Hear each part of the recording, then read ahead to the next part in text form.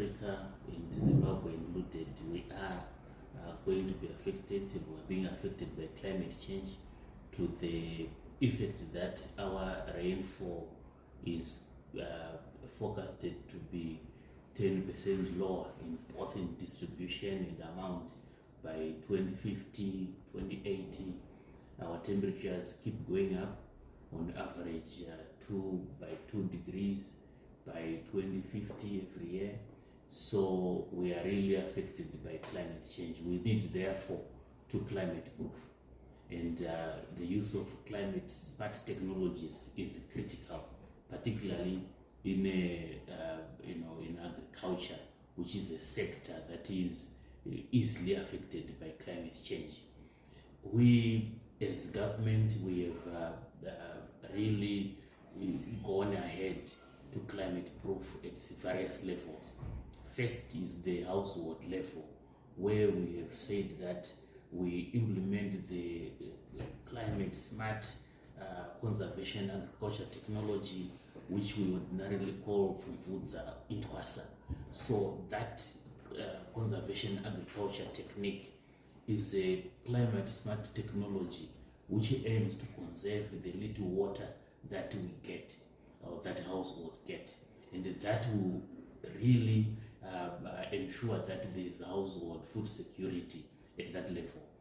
The second level that we emphasize on in terms of climate proofing is also at the bigger level, the regional and national levels, where we are emphasizing on converting our water resources to production. So through irrigation, for example, we are climate proofing our production, our large scale and commercial production. So irrigation development and the focus on irrigation is key as a climate proofing measure. The aim that we have in line with climate change is to de-link our production from the weather. If you want to put it that way, that's climate proofing. So that two-pronged approach at household level using Pfumvudza and at national level using irrigation is what the government is pushing in terms of climate proofing our agriculture. We are also emphasizing, in line with irrigation development, the development of dams.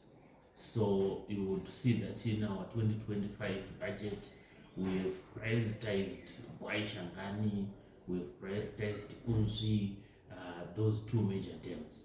But when you look at the contracts for those dams, we have varied to ensure that a dam project is not just the putting of the dam wall, but it involves really irrigation development, involves water reticulation, involves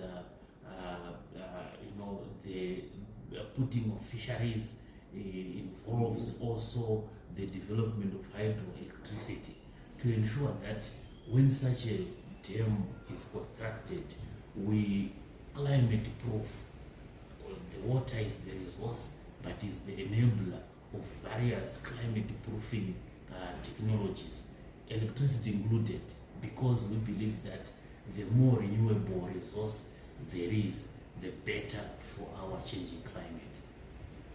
Okay, what are the use of digital technologies to improve yield? The modernization of agriculture is key and is really the way to go.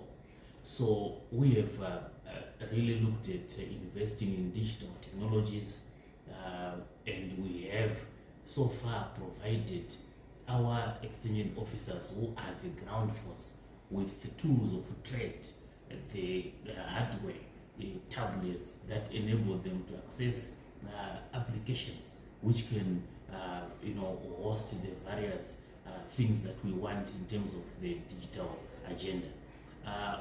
Ordinarily, to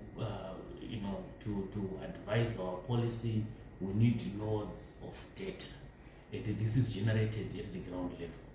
So we, in the Ministry of Agriculture, we ordinarily have two major sources of data which advise our policy. The first is the collection of our hectarage that has been planted, and the second is the collection of our yield that has been produced, because that then advises us of various interventions policy-wise of whether we need to trigger certain mechanisms, certain policy directions to advise on food security. So for us to be able to be efficient, for us to be able to be smart, for us to be able to really do it in real time, digital technologies come in very handy. So our yield estimation data is now much more easier using digital technologies.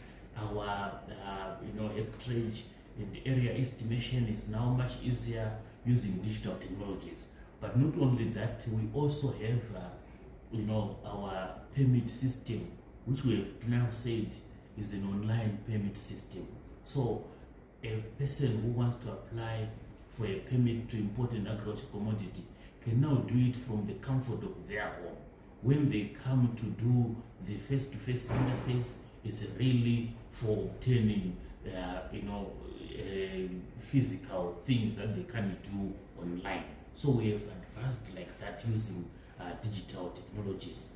We've also said that in our various interventions, which are mainly the agricultural interventions that we do, we need a tool to assess the impact of these various interventions. If you look at the Rural Development 8.0 programming, which is a gamut of 8 presidential interventions, impact-based interventions, we need to be able to assess what impact have they done. It's much easier to assess the impact when you use digital technologies to say, well, how have we moved because of this intervention from this level to what level? And we do this year after year. We then can easily see the trends and the gaps, so we can then design more and better interventions. Thank you so much.